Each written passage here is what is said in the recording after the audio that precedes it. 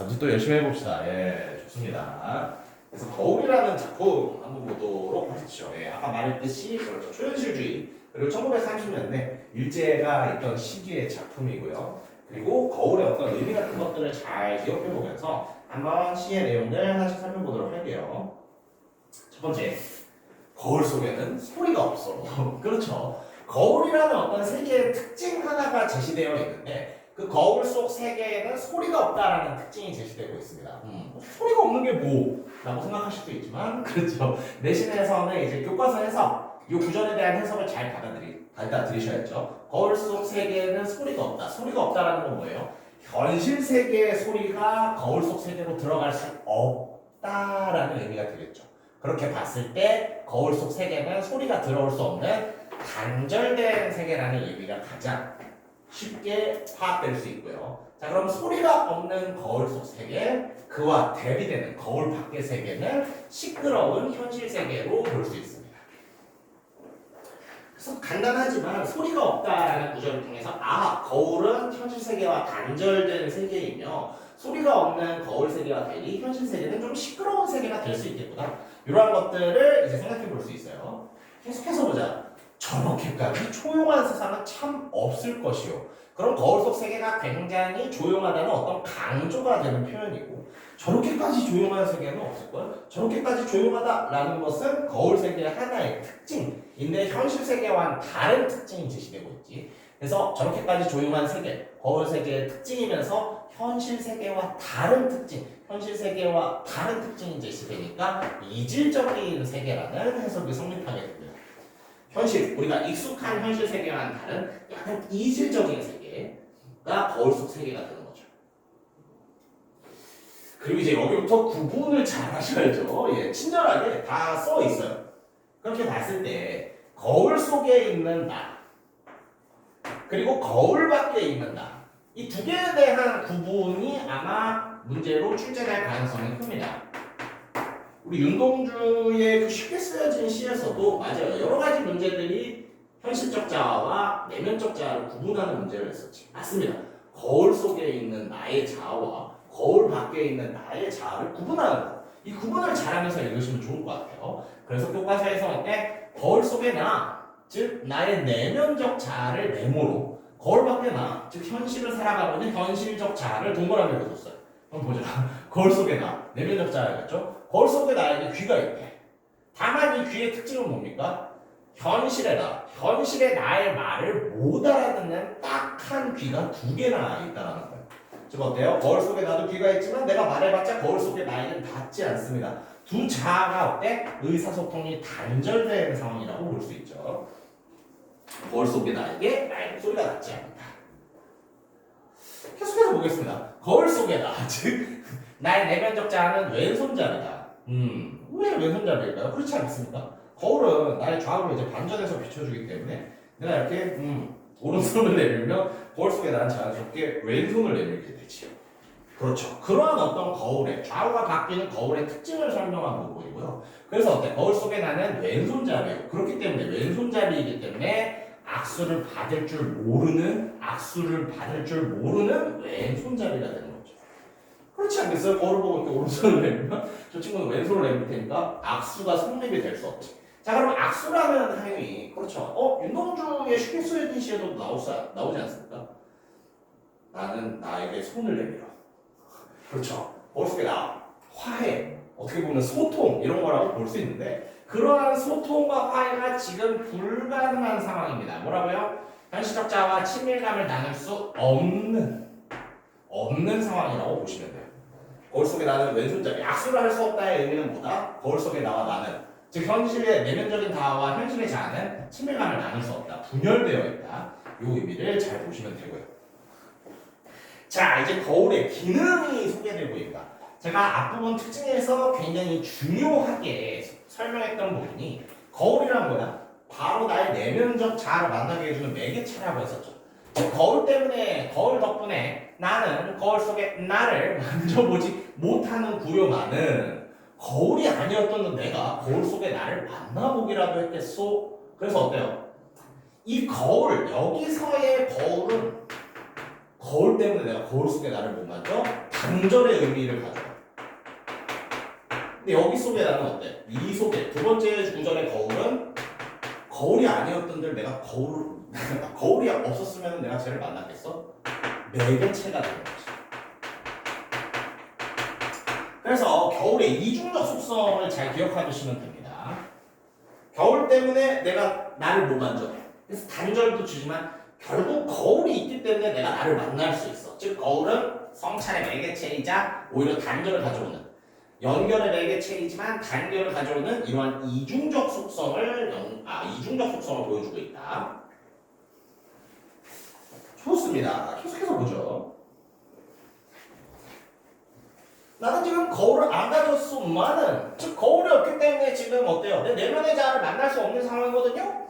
근데도 어때? 거울 속에는 늘 거울 속에 내가 있어 존재하고 있다는 거지. 그래 어때? 내가 매개체가 없어서 나의 내면의 자아를 못 만나는 상황에서도 내면의 자아는 있대요. 즉 뭐다? 나와 따로 존재하는 내면의 자아. 우리는 완벽하게 분열된 상태라는 것들을 말하는 구절이 됩니다. 이제 그 거울이라는 매개체가 없어도 내면의 자아인 나는 존재할 거야. 우리 두 자아가 완벽히 분열되어 있다는 말이죠. 계속해서 보죠. 잘은 모르지만 맞아 이게 중요할 수 있습니다. 거울 속에 내가 하는 일 나는 몰라요. 자, 이 말은 뭐야? 내가 나의 내면의 자아를 잘 모른다는 거잖아. 그래서 모르지만 걔는 뭐 할 거래? 외로된 사업에 골몰 집중한다라고 쓰여있죠. 저 어때요? 내가 내 내면의 자아가 뭐 하는지 파악할 수는 없지만 걔 나름대로 굉장히 집중해서 하는 일이 있을 거라는 거야. 즉 어때요? 거울 속에 나는 내 말을 듣고 있는 상태가 아닙니다. 내가 몰라도 걔가 알아서 무언가를 집중해서 하고 있는 상태예요. 그래서 이 내면적 사가 어떤 상태에 있다? 현실적 자아의 통제에서 벗어난 상태에 있다.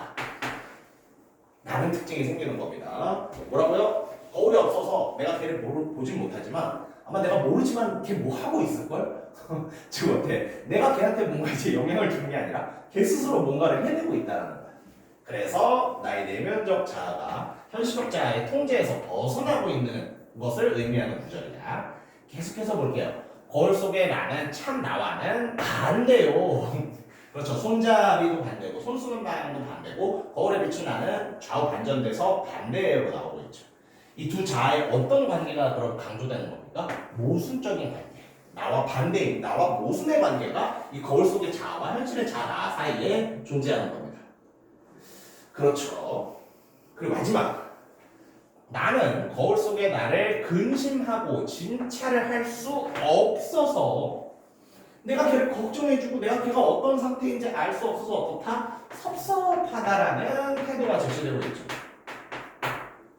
즉 어때요? 지금 내가 내 내면에 분열된 내면의 자아를 알아낼 수도 없고 걱정해줄 수도 없고 걔를 칭찬해줄 수도 없어요. 즉 계속해서 제어할 수 없다라는 특징이 강조되고 있는데 그 제어할 수 없어서 작가는 섭섭하다라는 태도, 반응을 보이고 있고 역시 이러한 부분에서도 두 자아의 분열이 계속 강조되는 속성이 있습니다. 좋습니다. 그래서 내용에 이렇게 쭉 살펴보는 게 크게 어렵진 않죠. 네, 거울 속에 또 다른 내가 있고 거울의 속성 때문에 그 자식은 나와 왼손잡이야. 나와 반대되는 속성을 지녔어. 그래서 악수를 못해. 생각해보니 어때? 거울이 없었으면 얘를 만질 수 있을 것 같은데 반대로 거울이 없으면 얘를 만날 수도 없어. 근데 지금 나의 내면적 자아는 어땠죠? 내가 거울을 보고 있지 않아도 알아서 뭔가를 하고 있을 것 같아. 점점 나의 통제 상황을 벗어나고 있어. 그래서 어때요? 마지막 정리하면서 얘랑 나는 참 반대다.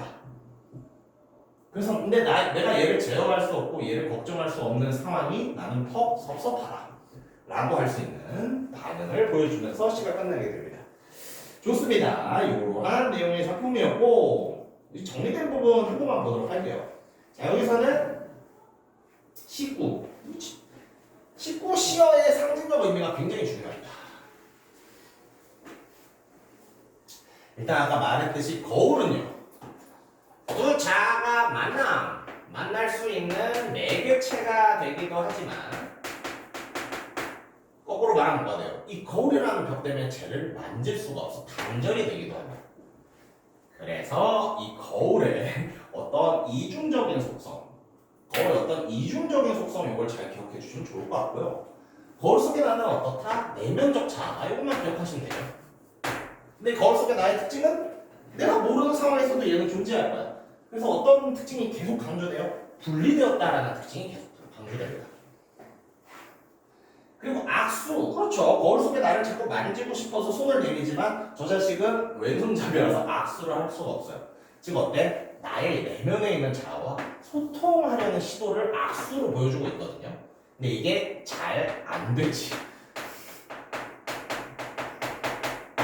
악수라는 소통하려는 시도를 자꾸 시도하지만 잘 안 되는 모습도 표현되고 있습니다. 마지막, 외로된 사업. 뭐라고요? 내가 잘 모르지만 걔는 아마 지금 열심히 혼자서 골몰 최선을 다해서 하고 있는 게 있을걸? 나의 내면의 자아가 내가 모르지만 뭔가 열심히 하고 있는 게 있을걸. 이게 뭐다? 통제에서 벗어나 분열된 상태를 보여주는 구절이었어요. 좋습니다. 그렇게 해서 이러한 내용들 쭉 미안해요. 다 살펴봤지. 예. 오케이. 그래서 다 살펴봤고, 자, 그러면 다시 한번 앞부분에 나가서 이 시의 특징들 한 번만 더 정리를 해보겠습니다.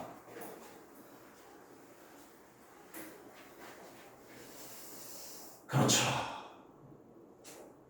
중요한 특징이 하나 제시되는데, 띄어쓰기를 하지 않았다. 그렇죠. 이게 굉장히 중요한 특징이 될 수 있어요. 왜냐면 아까 말했듯이 초현실주의이기 때문에 현실주의적인 어떤 규칙을 뛰어넘는 거, 규칙을 깨버리는 게 이제 초현실주의적인 어떤 특징입니다.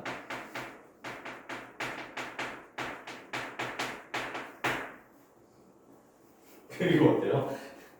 시의 내용을 그냥 생각나는 대로 쓰고 있어요. 이런 것들을 우리가 의식의 흐름이라고 하지. 의식의 흐름 기법. 생각나는 대로 쓰는 기법을 말합니다. 그래서 뭔가 딱 어떤 서사 구조가 있는 게 아니라 생각나는 대로 썼다라는 측면에서 의식의 흐름 기법으로 쓰인 시다. 이런 것들을 알 수 있어요. 좋습니다. 그래서 그러한 내용들 쭉 살펴봤고, 간단하죠. 자, 이번 것은 학습 활동을 먼저 본 다음에 우리 또 간단한 문제들 한번 좀 풀어보기로 하겠습니다. 자, 학습 활동 첫 번째. 처음 보는 시 파악할 때 굉장히 중요한 정도죠. 시적인 상황을 파악하는 문제입니다. 상황은 간단하죠. 거울을 보고 나의 내면의 자아를 맞추셨어. 근데 어떤 상황이지? 악수도 못하고 저 자식과 소통이 제대로 될 수 없는 상황. 이런 것들이 제시되고 있습니다. 자, 그럼 봤을 때 그렇죠. 이 밑에 있는 활동 안내 설명 볼까요? 사파르드 시대 이 작품의 시적 상황을 바탕으로 이 작품이 거울 속에다 그렇죠. 내면적 자아. 거울 밖에나 현실적 자아죠. 중요한 이 시의 상황은 뭐다? 두 개의 자아가 있고 두 개의 자아가 합일되지 않고 있어요. 합일되지 못하고 있습니다. 그런 모습, 자아가 합일되지 못하는 모습을 거울이라는 시로 만들었어요. 좋습니다. 그렇게 해서 상황, 그렇죠. 거울 속에 나와 거울 밖에 내가 합일되지 못하는 상황. 이 상황이 시로 형상화되었다. 이거를 기억해 주시면 좋을 것 같습니다. 오케이. 그러면서 거울 속에 나와 거울 밖에 나 특징 한 번씩만 살펴볼게요. 거울 밖에 나 일단 현실에 나부터 봐야지. 나는 어때? 얘가 지금 뭐 하는지 몰라. 그래서 걱정해주고 싶은데 그럴 수 없어. 얘를 진찰하고 싶은데 그럴 수 없어. 그래서 섭섭하다는 태도가 제시되었었죠. 거울 속에 나는 어때요? 귀는 있는데 이 자식 못 알아들어요. 왜냐면 단절됐기 때문이지. 악수를 했지만 못 받아요. 왜냐면 역시 단절되어 있고 모순되어 있기 때문이지. 하지만 어때요? 참 다른 듯 반대이긴 하면서도 닮은 모습도 있습니다. 그래서 두 개의 분리된 단절과 그 단절 속에서 보이는 모순, 이런 것들이 시적 상황으로 중요하게 제시됐어요. 좋습니다. 그러면 두 번째 학습 활동 내용 보도록 하겠습니다. 이거는 거의 무조건 나올 수밖에 없지. 이 시에서 가장 중요한 소재, 가장 중요한 중심 제재가 바로 거울이었죠. 근데 뭐다? 이 거울은 이중적 의미를 지니고 있어요. 그럼 우리 벌써 사이드 나오잖아. 어떤 이중적 의미가 있었지? 연결해주는 매개체이지만 오히려 그 거울 때문에 단절되기도 해. 연결의 매개체, 단절. 그렇죠. 그 부분을 해보면 됩니다. 그래서 뭐라고요? 자아성찰의 매개체로 등장하지만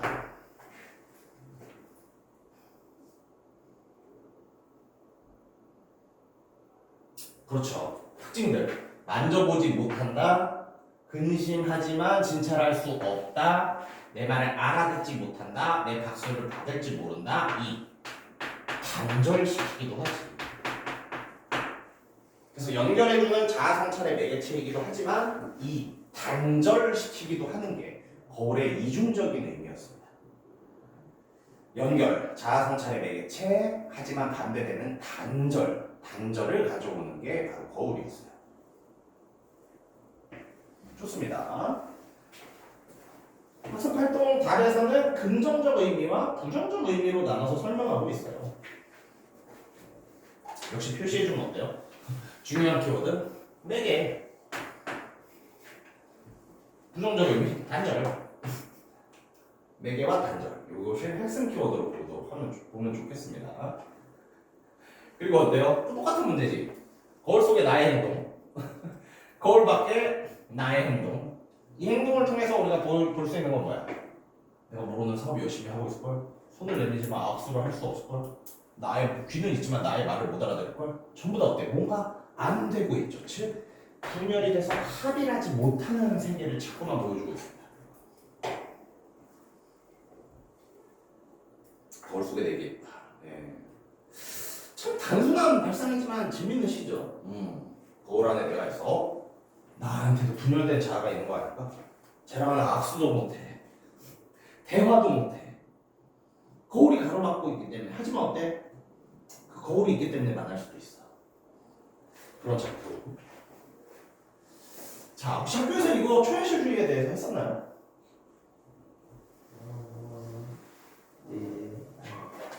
왜냐면은 이 초현실주의가 이 시에 나타난 표현 기법을 설명하는데 굉장히 중요하거든요.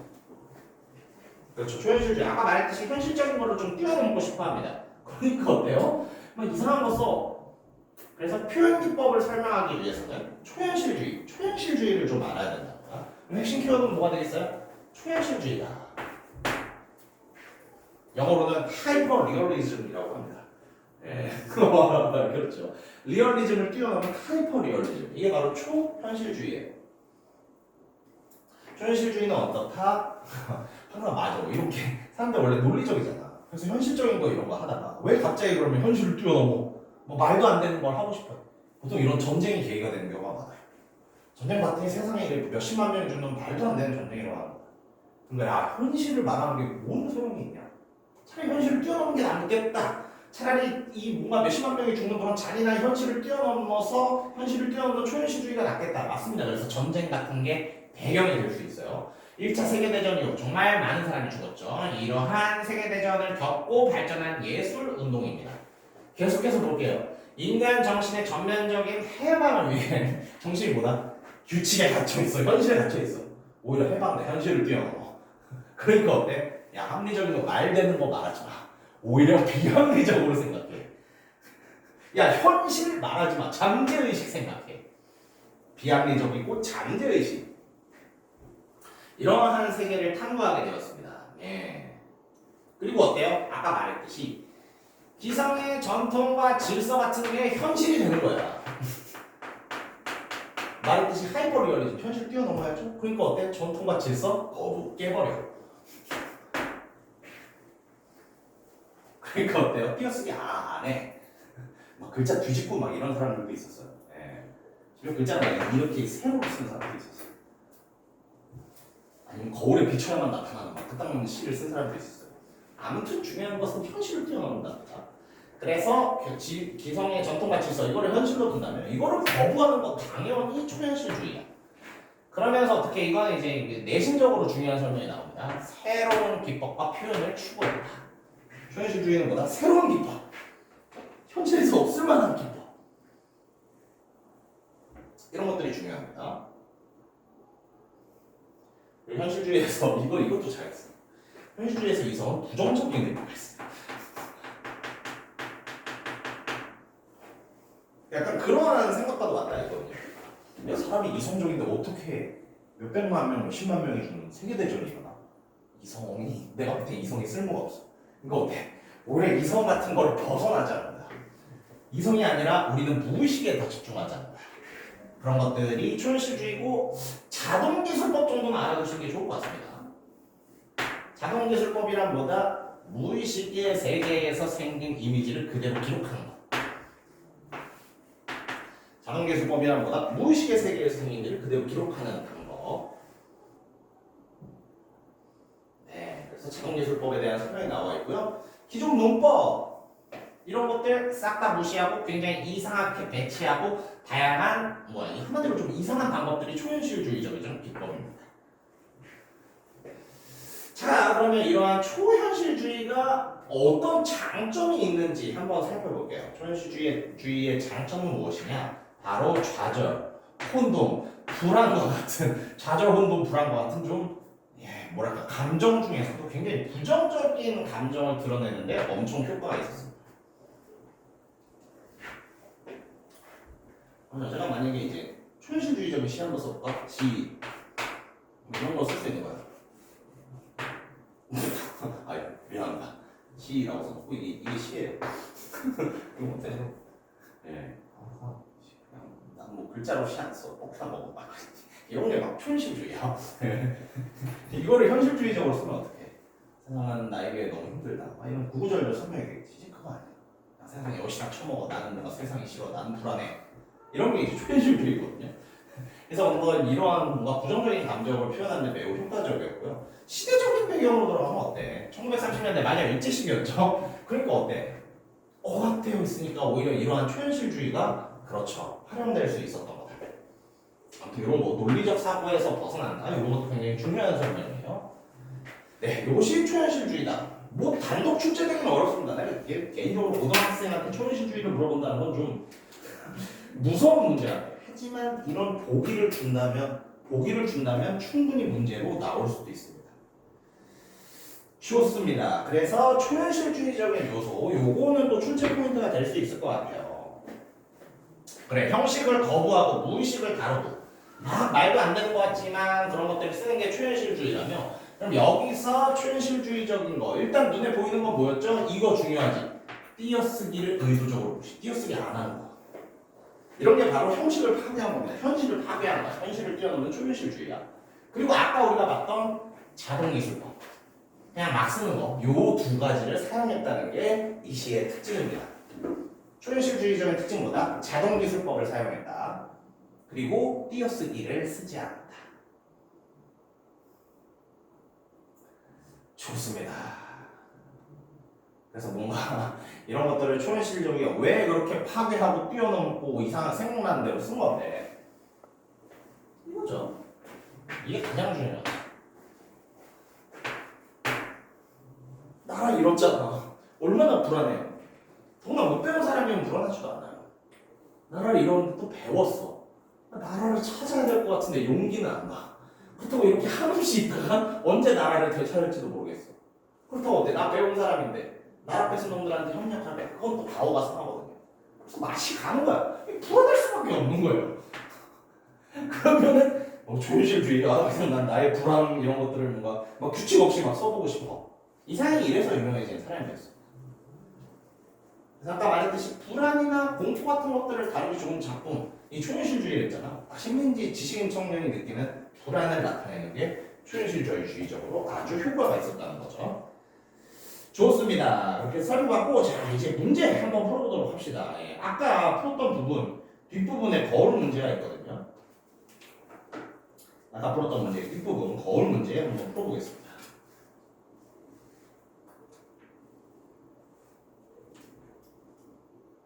그렇죠. 7번부터 10번까지.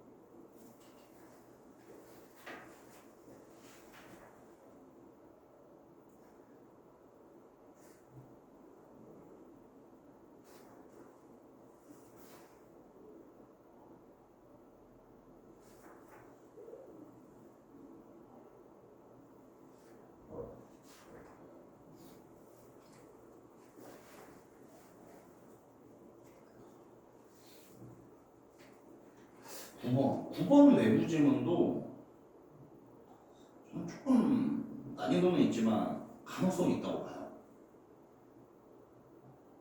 원체 또 학교 선생님들이 윤동주를 좋아하기도 하고.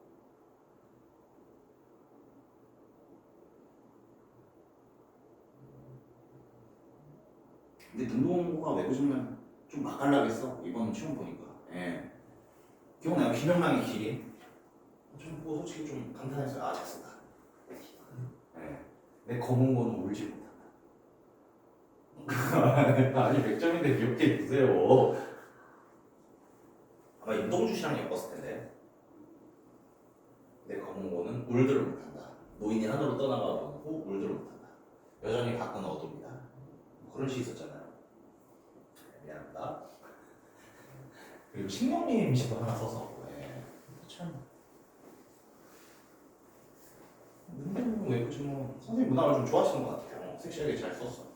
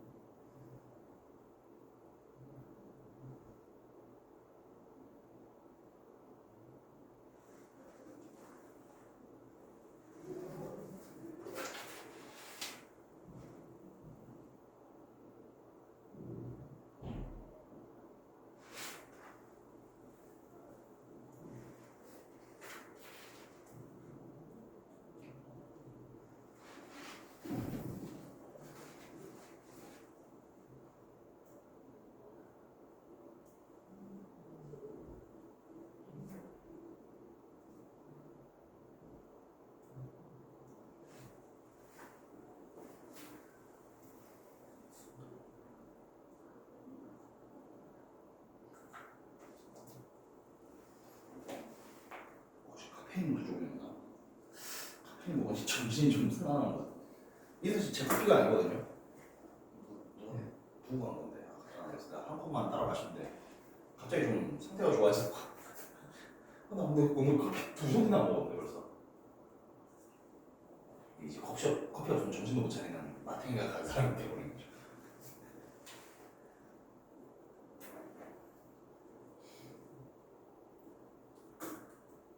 옛날에는 뭐 그거 아직도 기억나는데 국어가 90분이었고 수학이 120분이었는지 100분이었는지 제가 감명을 하거든요. 그동안 뭔가 집중력이 깨지지 않았단 말이에요. 야, 근데 지금 진짜 늙었어. 글 하나만 봐도 약간 헉헉.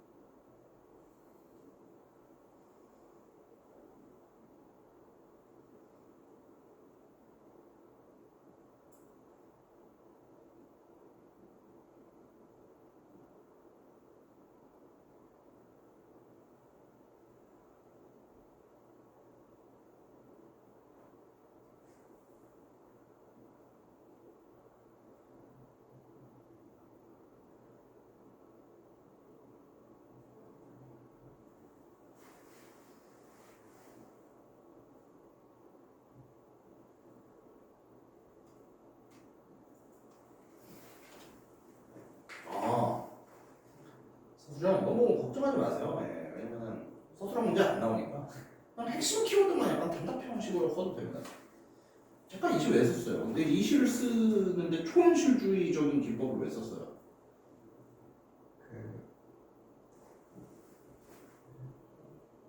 불안을 다루고 줘. 뭐가 불안한 거죠? 그렇지. 식민지 시대 억압적인 현실에서 느끼는 불안을 표현하기 위해서 이시를 썼다. 그러면 가장 이제 적절한 답이 되는 거죠. 억압적인 현실 혹은 식민지 시기에 청년이 느끼는 불안감을 표현하기 위해서 이시를 썼다. 이게 이제 정답으로 구성될 수 있습니다. 그러니까 지금도 초현실주의가 되게 어려워요. 예. 지금 청년들 굉장히 불안하잖아요. 예. 진짜 이만큼 불안한 시기가 있었나? 취업도 힘든데 슬슬 AI 얘기 나오기 시작하지. 와, 나 진짜 깜짝 놀랄게. 문제 풀면서 들으셔도 돼요. 회계사. 그렇죠. 회계사라는 게 이제 물론 이과도 할 수 있지만 문과 할 수 있는 그래도 전문직 중에 꽤 티어가 높았거든요. 대충 회계사 되면 그냥 뭐 어린이지만 뭐 연봉 1억 정도 벌면서 살 수 있습니다. 예, 나름 괜찮지. 근데 어때? 회계사 1년에 1000명 정도 뽑거든요. 그럼 옛날에는 이 1000명 중에 거의 900명 이상을 다 4대 법인이라는 회사들이 들어갔어. 작년에 700인가 밖에 안 돼. 그럼 뭐야? 이 회사 따는데 평균 수업 기간이 4.5년이거든요. 4.5년 공부해서 합격했는데 300명이 뭐라? 이거 진짜 개 무서운 상황이에요. 이거 옛날에 어때? 4년 5년 공부해서 한 번 따주면 그냥 1년에 1억 원 벌어먹고 사는 거. 근데 뭐야? 그렇게 합격했더니 지금 300명이 놀고 있어. 근데 이게 점점 늘어난대요.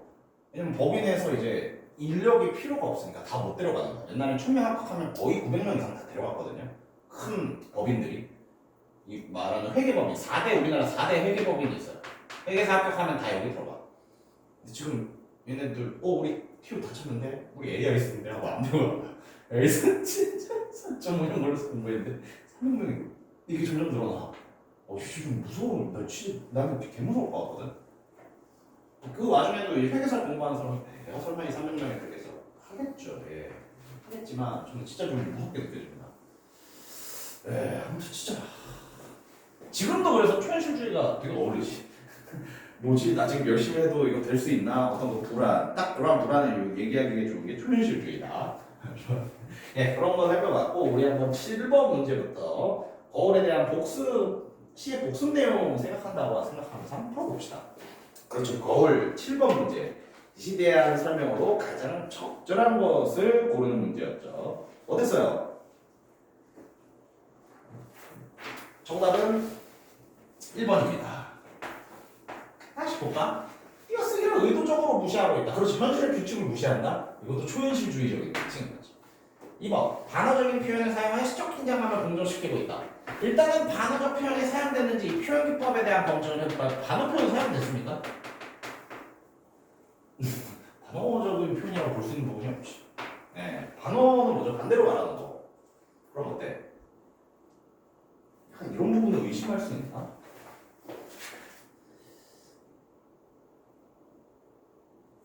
반어적이 있으면 어때? 실제로 맨날 악수하는데 내 악수를 받을 줄 모른다. 이러면 반어적이 될 수 있잖아. 실제로도 악수를 안 받고 있잖아요. 그래서 여기서는 반대로 말한다고 볼 수 있을 만한, 반어가 성립한다고 볼 수 있을 만한 부분이 없습니다. 그래서 반어적 표현 X. 그래서 일단 기억 맞고 미는 틀리고. 대상에 감정을 이입하고 있다. 감정이입이라는 표현 기법은 뭡니까? 화자나 작가가 느끼는 감정을 시의 어떤 다른 대상이 느끼고 있을 때 우리가 그걸 감정이입이라고 하죠. 그거 있잖아. 하늘도 울고 있네. 하늘이 어떻게 울어? 내가 울고 싶으니까 하늘이 운다고. 내 감정을 하늘이 우는 것 같은 감정을 이입해서 하늘을 보고 있는 거지. 그런 것들을 감정이입이라고 하는데 맞습니다. 감정이입이라고 볼 만한 표현 기법도 역시 드러나지 않았어요. 리얼, 일상적 소재. 거울은 일상적 소재가 될 수 있죠. 갑자기 유행어가 나네. 우리 대학교 유행어가 이제 누구 집엔 거울도 없니였어요. 그러니까 친구가 오늘따라 더 못생겨 보이면 항상 니네 집엔 거울도 없니? 자, 그게 뭐야? 거울은 어느 집에나 있어야 일상적 소재인 거지. 그래서 거울 일상적 소재 오케이. 근데 어때요? 거울 때문에 거울 속에 있는 나를 보기 때문에 화자의 분열 양상이 막 드러날 수 있지. 이것도 역시 오케이. 그래서 리을도 맞습니다. 부정어의 반복. 부정어 반복됐나요? 못한다, 아니다, 뭐 이런 표현 있나요? 한 번 있네. 약수를 받을 줄 모른다 정도? 혹시 있나? 어디서 나 모르고 볼게요. 잘 모른다 정도. 이 정도밖에 없어. 예, 부정어의 반복 없습니다. 현실을 극복하려는 의지도 아니죠. 그래서 정답은 니은 리을이 아니라 기억 니을 1번이었습니다. 오케이, 8번 문제로 넘어가 봅시다. 기억 니은에 대한 설명으로 적절하지 않은 것은 정답은 4번이었죠? 자, 보세요. 거울 속에 비친 화자 자신의 모습으로 거울 밖에 시끄러운 잠깐만. 단절된 내면적 차이다. 거울에 비친 화자 자신의 모습, 거울 밖에 시끄러운 세계가 단절된 내면적 차. 근데 이 리을 뭐죠? 거울 밖의 현실적 차이다.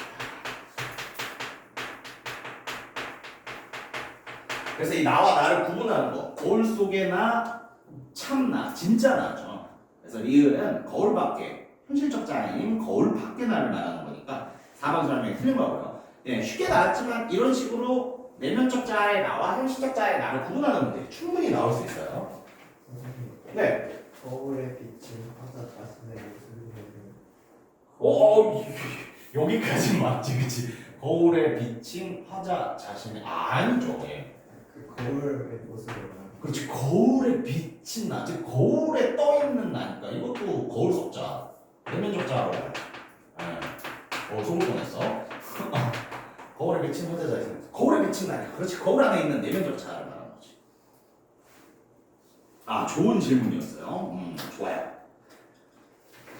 9번 문제. 그래, 이 외부 지문 저는 가능성이 있다고 봅니다. 그리고 실제로 잘 고르실지 모르겠는데 일단 공개하고 시작하면 답은 1번이에요. 예, 좋아, 잘하셨습니다. 그리고 이 시간 혹시 나올 수도 있으니까 한 번 정도는 좀 같이 시를 읽어보는 시간을 가져볼게요. 자, 일단 어때? 고향에 돌아온 날 밤에 내 백골이 따라와. 나의 백골. 한 방에 누웠다. 한 방에 누웠다는 건 누구와 한 방에 누웠다는 거야? 나와? 나의 백골이 지금 같은 방에 누워있다는 거죠. 그렇지. 이 방은 어때요? 어두운데 우주로 통하고 있대. 그리고 하늘에서 바람 소리가 들려온대. 이것도 뭐 해석하기 나름이겠지만 그냥 방이 지금 어둡고 그렇죠, 소리가 들려온다. 바람 소리가 들려온다. 이 정도로 해석하시면 좋을 것 같아요. 잘 보세요. 어둠 속에서 곱게 풍화작용하는 백골을 들여다보면 눈물 짓는 것이 백골. 나냐? 백골이 우는 거냐? 아니면 아름다운 분이 우는 거냐? 어떤 존재가 세 개나 나오거든요. 그래서 개빡셀 수 있는데 오케이, 일단은 패스해 봅시다. 지조 높은 게 이거 긍정적으로 보여요, 부정적으로 보여요? 그렇지, 지조가 높은데 나쁜 개일 수가 있을까? 굉장히 훌륭한 개야. 지조가 있는 개야. 지조와 절개가 있는 개야. 그럼 이거 긍정적으로 봤을 때 밤을 새워서 어둠을 짓는데 그럼 어둠은 부정적으로 봐야 될까? 긍정적으로 봐야 될까? 부정적으로 봐야 될까? 즉 지조와 절개가 있는 좋은 개가 어둠 꺼져 왈왈 하고 짓고 있는 거예요. 그럼 어때? 지조 높은 개는 긍정, 어둠은 부정이라고 봐야겠죠. 그러면은 이 어두운 부정적인 상황 속에서 백골과 나와 아름다운 거 아무튼 뭔가 세 개가 나왔어. 계속해서 봅시다. 어둠을 짓는 개는 나를 쫓는 거실개다. 즉 어때? 어둠을 짓는 개, 이 지조 높은 개랑 똑같은 말이죠. 그래서 어때? 그럼 지조가 높은 어둠에 대해서 짓고 있는 개는 지금 나를 쫓고 있는 거야. 너 제대로 하라고. 나를 쫓는다라는 건 뭐야? 나를 뭔가 압박하고 너 제대로 해 임마 하고 뭔가 강요라고 하면 좀 그렇고 압박인데 잘 봐요. 이 강아지는 이 개는 훌륭한 개잖아. 그래서 어떤 너 좀 긍정적으로 열심히 잘 살아. 그래서 압박이지만 그냥 긍정적인 압박으로 보여줘야 돼. 왜냐면 훌륭한 지조 높은 개, 어둠에 대해서 짖는 개가 나를 쫓고 있다는 거니까. 그러니까 어때요? 가자 그래. 그럼 어떤 긍정적인 압박에 쫓기는 사람처럼 가자. 그리고 가자니까 이거는 지향이 될 수밖에 없겠지. 가자. 그리고 가자. 뭐 뒤지러 가자는 아닐 거 아니야. 아 그러네. 이게 죽으러 가자면 저게 지향이 아니라 부정적인 느낌이 될 수도 있는데 일단 해볼게요. 가자. 쫓기는 사람처럼 가자. 그렇죠. 아까 이 어둠을 짓는 개한테 당한 긍정적 압박을 받으면서 가자. 어디로 가자? 중요한 건 이게 나지. 백골 몰래. 백골은 데려가면 안 돼. 근데 거기 그래서 가고 싶은 곳이 어디야? 아름다운 또 다른 거야. 그러니까 여기는 어때? 이상적인 어떤 지상적인 대권. 즉 긍정적 압박에 쫓겨서 내가 이상적으로 가고 싶은 아름다운 또 다른 거야. 근데 거길 누구 몰래 가야 돼요? 거기에 백골을 데리고 가면 안 돼요. 백골 왕따니까. 예. 그렇게 봤을 때 이제 그렇게 봤을 때 백골이 이제 보통 부정적인 자아로 봐요. 내가 가지고 있는 어떤 부정적이고 나쁜 모습의 자아로 봅니다. 그리고 그럼 나는요. 그냥 나는 일반 나의 자아가 되는 거지. 나. 말 그대로 나가네. 아름다운 분이 이제 내가 지향하고자 하는 어떤 이상적인 자아로 보통 이시를 많이 봅니다.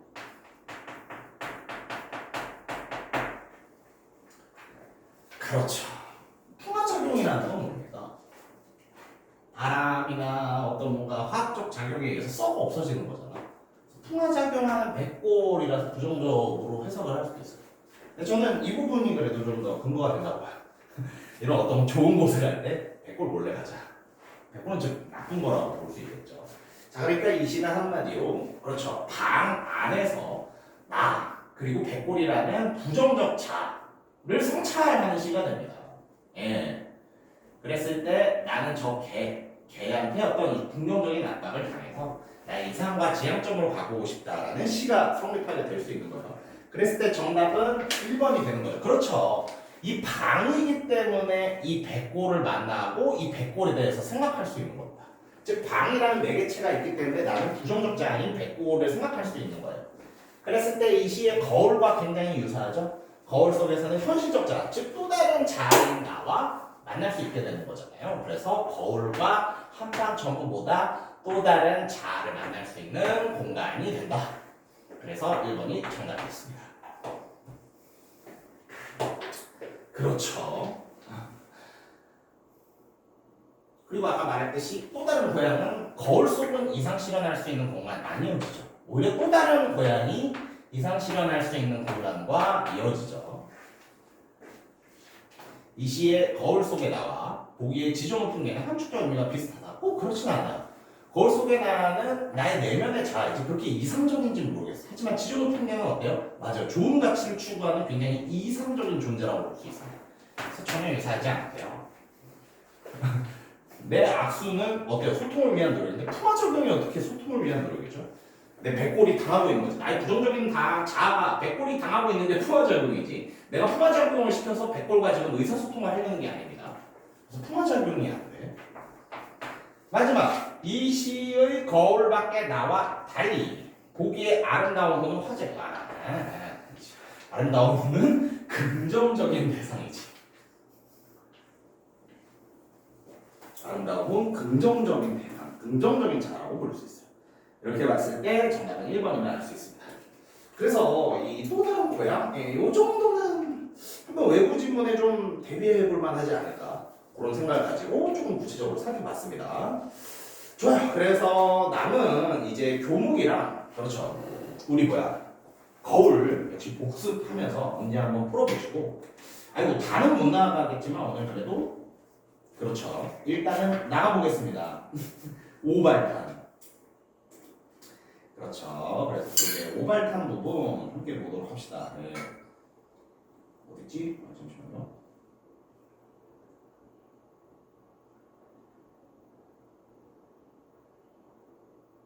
표지 이름 모르겠다. 이거다. 좋습니다. 그래서 오발탄. 네, 어디였죠? 아, 258페이지. 오발탄입니다. 네. 그래서 뭔가 학교에서 오발탄 진도 다 나왔습니까? 네. 역시 내용은 대충 알고 있겠네요. 예. 벌써 그럼 주인공이 이런 힘없는 얼굴. 아이 성격 되게 잘 그렸어. 이 주인공이 어떤 무기력한 얼굴을 굉장히 잘 보여줄 수 있죠. 이거 제가 처음 읽었을 때 어떤 그 뭐라 그러지? 답답한 기분이 아직도 생각나거든요. 예. 내가 저 상황이었으면 난 바로 자살이지. 뭐 나쁜 말 써서 미안한데 그랬을 것 같아. 아니 그렇잖아. 엄마는 어때? 정신 나갔어. 가자. 맞아요. 치매라고 보시면 돼요. 가자만 계속 외쳐대고 있어. 동생은 미쳤어. 동생은 도둑 버려야 돼요.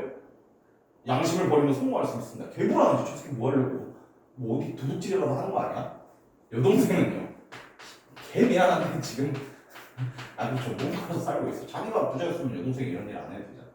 아내는요. 임신 중인데 돈이 부족해. 그래서 음식을 제대로 못 먹어. 와, 이 상황에서 주인공은요. 일은 하는데 돈이 안 나와. 그렇지. 그냥 진짜 그냥 일만 하잖아요. 뭔가 부자가 되기 위한 일이 아니라 그냥 최소한의 삶을 사는. 그래서 어때요? 이게 지금으로 치면은 직장까지 버스 안 타고 다니잖아. 버스비 학교를. 버스 타고 다니면 버스비가 거의 월급 얼마 되지도 않는데 버스비로 나가니까 버스비 안 타고 다니고 전차값 아까워하고. 이 사람 점심 뭔지 혹시 아십니까? 이거 앞부분에 나오는데 이 점심 보리차. 힘이 하나도 없는데 그냥 보리차 먹고 이래. 왜? 도시락 돈 아까우니까. 이런 상황이에요. 근데 거기에 뭐 있어? 아파. 어디가 아프죠? 그렇지. 사랑니가 나서 이빨 아파요. 뭔가 신경만 쓰려고 그러면 몸도 아파. 근데 이게 한 번에 빵 터져버리죠. 어떻게 하죠? 동생 진짜 강도 쳐진다고 경찰서에서 오래. 아내 얘가 다 죽어버렸어요. 이빨 개 아파요. 그러니까 어때? 그냥 터져버리는 거야. 그래서 어쩌지 이제 이지랄하다가 어때? 뭐라도 해야 돼. 병원 가서 아파요 이지랄니까 이빨 뽑아주세요. 그렇게 많이 뽑으면 죽어요. 몰라요. 그냥 뽑아주세요. 다 뽑고 피 철철 흘리면서 어디 가지? 하는 작품이 오발탄이었죠. 예. 제가 처음 느꼈을 때 그냥 이게 한 번에 터진다고 생각을 하니까 저도 막 너무 답답한 거야. 그리고 이제 재밌는 거, 이 당시에 이런 소설을 저희 학교 선생님이 이런 소설을 그냥 읽는 게 아니라 그 당시 이제 라디오 문학반이라는 게 있었어요. 참 옛날이죠. 지금은 유튜브 영상을 보여주겠지만 옛날에는 이제 이 작품을 뭔가 녹음해서 이제 뭔가 그냥 읽기보다 한번 들어봐라 하고 수업 시간에 틀어주시는 게 있었거든요. 들으면은 이 어머가 연기를 너무 잘해. 진짜 약간 노이로제 걸릴 것 같아. 계속 조금 소설 진행되다 보면 가자! 이 소리가 막 진짜 연기를 잘했어. 가자! 사람 진짜 정신 나가는 소리 계속 해요. 근데 그게 진짜 거의 뭐 3, 40초에 한 번씩 나와. 가자! 뭐 이렇게. 그래서 난 그냥 그 상황만으로도 이제 정신이 나갈 것 같은데 이런 게 한꺼번에 터지면서 주인공이 나 어디 가야 될지 모르겠다 라고 하는 내용이었습니다. 그래서 굉장히 제가 좋아하는 소설이다 보니까 어떤 그렇게 주인공의 마지막 심정이나 이 출제 부분의 심정이나 이런 걸 알기 위해서는 주인공이 지금 겪고 있는 이런 어떤 부담적인 상황, 정신 멘탈이 진짜 나갈 수밖에 없는 이 상황을 좀 이해한다면 이 소설이 훨씬 쉬울 수 있을 거예요. 난소리다 동생을 좁혀. 너 이 새끼 뭐 강도 미쳤어? 뭐 양심을 버려? 정신 나갔어? 너 내 말 안 들어? 그래. 그러네. 그래도 해결해야 돼. 아내 죽으면 어떻게 막을 건데? 방법이 없어요. 계속 소리 지르는 정신질환 엄마가 어떻게 막을 건데? 방법이 없어요. 뭐 하나씩 해결하려고 해도 안 될 것 같습니다. 아무튼 그래서 오발탄이고요. 그렇지. 그리고 중요한 건 작년 수특, 즉 작년 수능 특강에 실렸었습니다. 그래서 작년에 3학년이시던 분들은 그렇죠. 또 문제 많이 교목도 오발탄도 전부 다 작년 수특에 실려 있어요. 재밌는 작품이죠. 아무튼 그렇고요. 오발탄 일단 제목의 사전적인 의미 한번 갑시다. 오발탄 말 그대로 잘못 쏜 총알이죠. 잘못 쏜 총알. 근데 이게 마지막에 누구를 의미하는 거죠? 그렇죠. 저로 주인공을 의미하지. 나도 도대체 어디로 발사돼야 될지 모르겠다. 나는 이미 잘못 발사된 것 같다. 나 목적지를 잃은 채 오발탄 내가 스스로 오발탄 총알인 것 같다. 그래서 어떻게 사전적 의미는 잘못 쓴 탄환이지만 결국은 주인공인 철호를 빗대어 표현하는 제목이다. 그래서 진짜 좀 유치하지만 저 택시기사 멘트가 한동안 좀 유행이었어요. 우리도 그 라디오 문학관을 듣고 이제 다 인상 깊은 거야. 계속 이제 가자 이지랄 들었으니까. 그래서 그 마지막 대사 있잖아요. 아니 자기가 어디로 가는지 모르는 오발탄 같은 손님이 탔어. 이게 약간 유행어였어요. 그리고 학생 뭐 하다가 얘 아니 지금 뭘 먹고 싶은지도 모르는 오발탄 같은 놈이 있어. 막 이러면서 그 당시에 좀 유행어처럼 썼었는데 뭐 매점 가자. 매점 뭐 먹게? 몰라. 지금 뭘 먹고 싶은지도 모르는 오발탄 같은 놈이 있어. 끝나고 피망고. 피망? 아씨 피망? 나 공부해야 되는데. 저거 피망하고 싶은지 뭐 공부하고 싶은지도 모르는 오발탄 같은 놈이 있어. 그래서 그게 죄송해요. 진짜 잠깐 유행어처럼 썼었고요. 예. 굉장히 좋아하는 구절이고. 좋습니다. 그러면은 전체적으로 봤지만 일단 작품 구조도를 한번 볼까요? 여기서 뭔가 모든 상황이 제시되는 건 아니지만 소설은 항상 전문이 혹시 이 교과서에 실린 다른 부분도 이제 출제될 수 있기 때문에 그 부분을 한번 보도록 할게요. 일단 어때? 월남에서 해방촌에서 이게 중요하죠. 궁핍하게 살아가는 초로의 가족들입니다. 그래서 아까 말해줬죠. 동생은 무직이야. 동생이 제보라며. 동생 무직. 그렇죠. 초로 일해봤자 전차값도 안 나와. 버스비도 안 나와. 그래서 점심에 보리차 처먹어. 이빨이 아픈데 뽑을 수도 없어. 여동생은 아이고 저런. 굉장히 가난하게 살아가고 있습니다. 예. 그런 상황에서 동생과의 이제 대립이 나오거든요. 요 장면이 이제 동생과의 대립하는 대화 장면이 있어요. 동생과 대립을 보여주는 대화 장면에서 이게 잘 나타나요. 그래서 이 부분이 실제로 가장 중요한 출제 요소인데 교과서 내용 보니까 그 부분은 안 실리긴 했어. 그렇죠. 그래서 요거 양심을 지키며 살아가는 초로는 어디서 등장한다? 동생과의 대립 대화 장면에서 나옵니다. 동생이 막 말을 해요. 예. 형님 그 양심 때문에 그러신 거예요. 그러니까 그럼 형이 그래, 초로 그래. 야, 그럼 양심 없이 어떻게 해? 양심 버리잔 말이야? 그러니까 동생이 예 버려야죠. 양심은 그냥 장식 같은 거예요.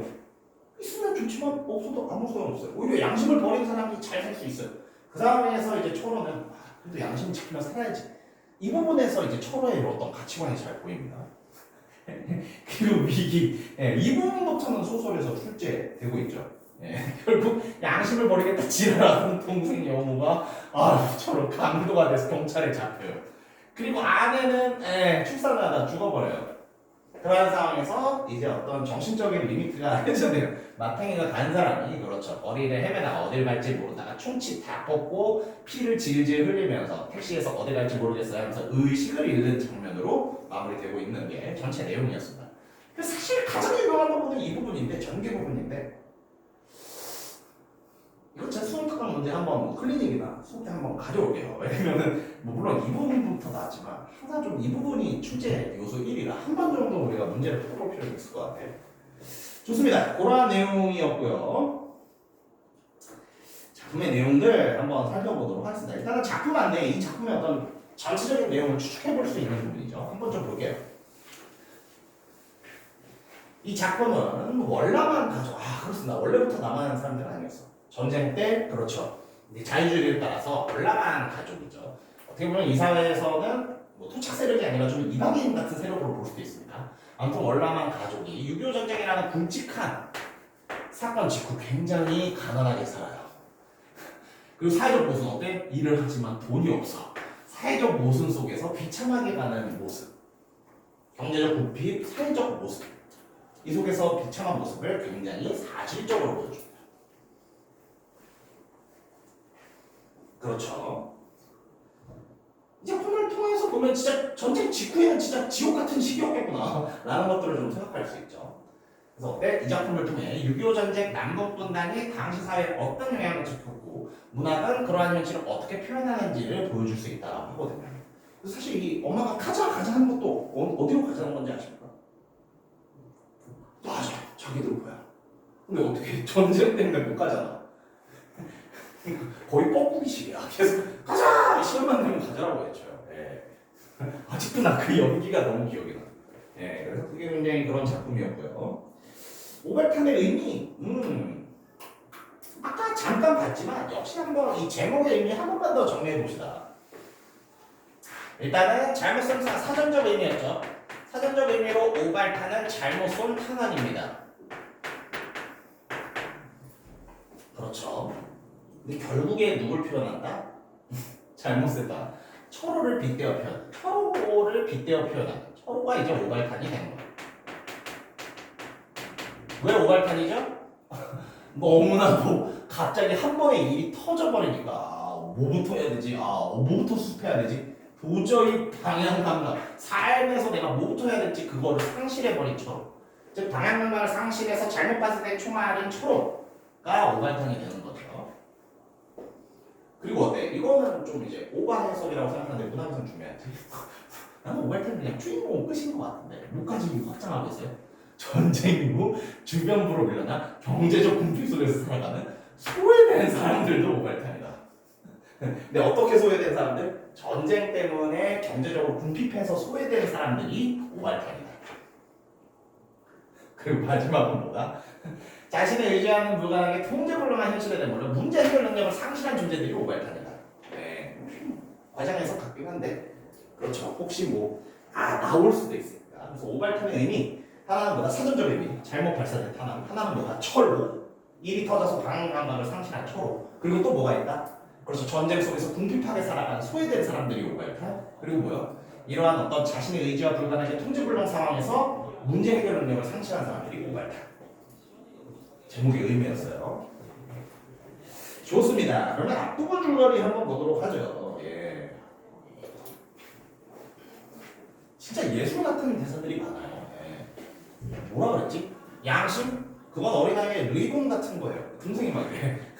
의공 이러니까 있으면 예쁘지만 없어도 아무 자기도 쓸모없죠. 그러니까 그거 버리고 살잖아요. 그래서 그 대사 부분이 예술인데 아쉽게도 그 뒷부분이 나왔습니다. 좋아요. 월남한 천원에 가지고 해방촌 판잣집에 삽니다. 이 해방촌이라는 이거 뒤에 나와. 해방촌도 굉장히 어떻게 보면은 좀 뭐라 그러지?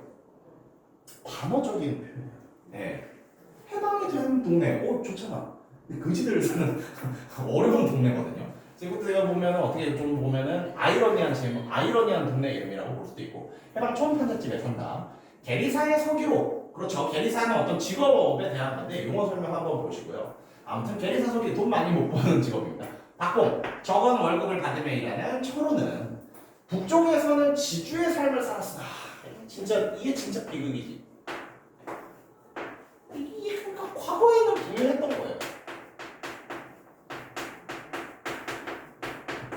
근데 어때? 전쟁 때문에 땅이고 나발이고 다 버리고 온 거지. 북쪽에서 지주의 삶을, 과거에는 부유한 삶을 살았으나 그렇지 남쪽으로 온 이후에는 정신 그러게 나도 북한에 예를 들어서 나는 북한에 자기 아파트 있으면 맨날 가자고 외치겠다. 가자 다시 그 아파트 찾으러 가자. 비슷하죠. 북쪽에 땅이 있는데 남쪽에 와서 거지가 되니까 정신 이상을 겪고 있어서 가자라는 말만 되풀이하는 어머니. 그리고 이 가자라는 말 속의 의미는요, 그렇지, 땅이 있었던 풍요로웠던 과거, 고향으로 되돌아가자. 즉 어때요? 고향을 의미하기도 하고 풍요로웠던 시절, 과거를 의미하기도 하고요. 즉 장소이자 시기가 전부 될 수 있어. 북한이라는 장소이자 평화로웠던 시절, 풍요로웠던 과거라는 시기가 될 수도 있습니다. 계속 옛날 거. 네. 저도 진짜 나쁜 습관이라서 맨날 대학 얘기 하잖아요. 대학 때가 너무 즐겁고 재밌었어. 그래요. 나도 체험을 맨날 가자, 신촌 가자 맨날 이질하고 있었거든. 좀 무서워. 예. 나는 그게 뭔가 이상적인 시절이어서. 그렇죠. 동탄 가자 이러고 있겠죠. 예. 아무튼 볼게요. 그 어떤 장소나 시기 전부 다 어떤 과거와 관련된 부분인지 이 시절에 대한 그리움의 표현이 가자라는 말로 나오고 있고요. 계속해서 보자. 가난에 찌든 만삭의 아내. 그래서 임신했는데 먹을 것도 잘 못 사줘요. 술만, 내가 볼 때 이 동생이 진짜 제일 노답이야. 술만 마시며 낭비적인 삶을 살아가는데 어쩔 수 없어. 상해군이 뭡니까? 그렇지. 그러니까 어떻게 보면은 전쟁 PTSD가 있는 사람이야. 전쟁에서 다친 사람이야. 그러니까 자연스럽게 취업도 못하고 사회를 겉돌게 될 수밖에 없는 거죠. 저는 이 남동생 되게 노답이라고 생각하지만 이런 어떤 정보를 보면은 역시 시대적인 비극이 있었던 거예요. 결국 전쟁이 끝나서 그 이후에 적응하지 못하는 동생 영호가 된 거지. 아 그리고 너무 불쌍하지. 양공주가 된 여동생 명수. 양공주는 아시죠? 예. 외국 사람들한테 이제 그쵸, 몸을 파는 직업을 이제 양공주라고 합니다. 이 친구체 내가 이 상황에 있다고 생각만 해도 끔찍해. 아무튼 어때요? 그래도 어때? 걱정 속에서도 나 그래도 양심을 지키면서 살아가겠어. 이게 주인공 캐릭터라는 거예요. 그래도 양심 지켜야 되는 거 아니야? 이게 주인공 캐릭터라는 겁니다. 자, 그러다가 땅 터졌죠? 어느 날 철호는 영화 은행에서 권총 강도했다는 겁니다. 잡혀있다는 전화. 그리고 어때? 아내가 위독하다는 전화. 다 받습니다. 굉장히 그런 어떤 압박적인 상황에 처하게 될 거. 좋습니다. 그런 것들을 살펴보면 될 것 같고요. 작품을 들어갈까? 네. 위기까지만 볼까요? 위기까지만 보겠습니다. 네. 오늘 다 하긴 훨씬 무리일 것 같고 위기 내용만 한번 볼게요. 봅시다. 아니 너무 폭력적인 부분부터 교과서에 담아놨어요. 아내는 이미 죽어놨었다부터 담아놨어요. 물론 그런 소설이지만 하필이면 이걸로 소설을 이 부분부터 이 교과서에 담아버린 게 뭔가 좀 되게 너무 잔인하게 느껴지네요. 그렇죠. 아내 위독하다고 가서 갔는데 아내 이미 죽어 있었습니다. 왜 그래요? 처음 감호함보다도 더 심상한 표정이었다. 심상하다에 대한 용어 설명 나오고 있죠. 병원의 긴 복도를 허청허청 걸어가서 널따란 현관으로 나온다. 허청허청. 시에서는 중요한 출제 부분인데 어쨌든 의태어죠. 굉장히 힘없고 비틀거리는 이런 걸로. 그렇지. 동생 지금 당구지 타다 잡혀있고 안에 죽었는데 뭐 힘있게 걷겠어요? 힘있게 걸으면 또 멋있는 문학이 될 수도 있어요. 진짜 맛이 갔다는 거거든. 아무튼 비틀비틀 허청허청 걷는 모양으로 널따라 현관으로 나왔다. 아내의 시체 어디 있느냐고 묻지도 않았다. 왜요? 아내를 미워했어요. 이렇게 해석하면 안 되죠. 이거 물어보고 벌써 정신 상태가 아닌 거야. 아무것도 신경 쓰기 싫은 거야. 그래서 아내의 죽음으로 인한 정신적 충격 쇼크를 보여주는 상황이다. 무언가 큰일이 한 가지 끝났다는 그런 기분이었다. 서탈한 얘기이기도 한데 이게 되게 나쁘게 보면은 사실 작은 해방감이 될 수도 있어. 진짜 큰 문제 하나 안 끝나. 왜냐면 임신한 아내 자꾸 뭔가 임신한 아내가 못 먹고 이런 게 신경 쓰이고 있었잖아. 근데 해방감은 어떤 저의 너무 주관적인 해석이고요. 교과서 해석을 따라가야지. 아내가 죽었는데 그냥 큰일 하나 끝났네. 지금 뭐야? 굉장히 허탈한 느낌. 정신을 차릴 수 없어서 허탈한 느낌. 아니 또 어찌 생각하면 무언가 해야 할 일이 많이 생긴 것 같은 기분이기도 했다. 그런데 중요한 건 뭐야? 그러면서 그 해야 할 일이 무엇인지는 좀처럼 생각나지 않아. 그렇잖아요. 아내가 죽었으면 사실 장례도 치러야죠. 그렇죠. 제사도 지내야지. 이렇게 해야 되는데 가족들한테 알려야지. 그렇게 생각하면 생각보다 할 일이 많은데 그냥 이제 다 몰라. 그런 거 모르는 상황이야. 해야 할 일이 무엇인지 좀처럼 생각나지 않았다. 그저 이제는 그리 서두를 필요도 없다. 이제 뭐 급한 것도 없다. 동생은 경찰서에 있고 아내는 죽었고 이제 급한 거 없다. 서두를 필요도 없다는 생각만으로 서로는 병원 현관에 한참이나 우두커니 서 있었다. 그렇죠. 이제 급한 것도 없네. 이게 굉장히 뭐야? 너무 충격적인 상황에서 삶의 의욕을 상실한 모습이야. 이제 뭐 급한 것도 없네. 그렇죠. 생각만 해도 무섭다. 아무튼 그렇죠. 아내가 죽은 장면으로 시작해서 어때요? 정신적 충격, 허탈감, 삶의 의욕 상실 이런 것들이 철호의 어떤 심리나 태도 반응으로 제시되고 있습니다. 이런 설명을 잘 기억해 주시면 좋을 것 같고요. 네, 좋습니다. 뭐 절정 부분부터는 다음 주에 이어서 시작을 하도록 할게요. 여기 보면 상황은 또 다 설명됐으니까 나머지 세부 내용은 또 금방 할 수도 있을 것 같습니다. 또 오발탄, 혹시 고전 영화 좋아하십니까? 네. 그런 취미는 없으시겠지만 오발탄 이 60년대가 70년대 영화로 만들어졌거든요. 흑백 영화예요. 그게 한국 영화사에서 좀 되게 훌륭한 작품입니다. 그래서 저 뭐 영화 관련 학과다 영화 관련 수업을 들으면 꼭 한 번씩 보고 오라는 작품이 오발탄인데 영화도 굉장했는데 영화에서도 가자라는 거 아무튼 난 그 가자 소리만 들으면 노을 보자 이걸 것 같아. 네, 아무튼 여기까지 진행됐고요. 그렇죠. 오늘 숙제 언제 할 거예요? 안 좋을 것 같아. 다음까지 꼭 하시겠습니까? 알겠습니다.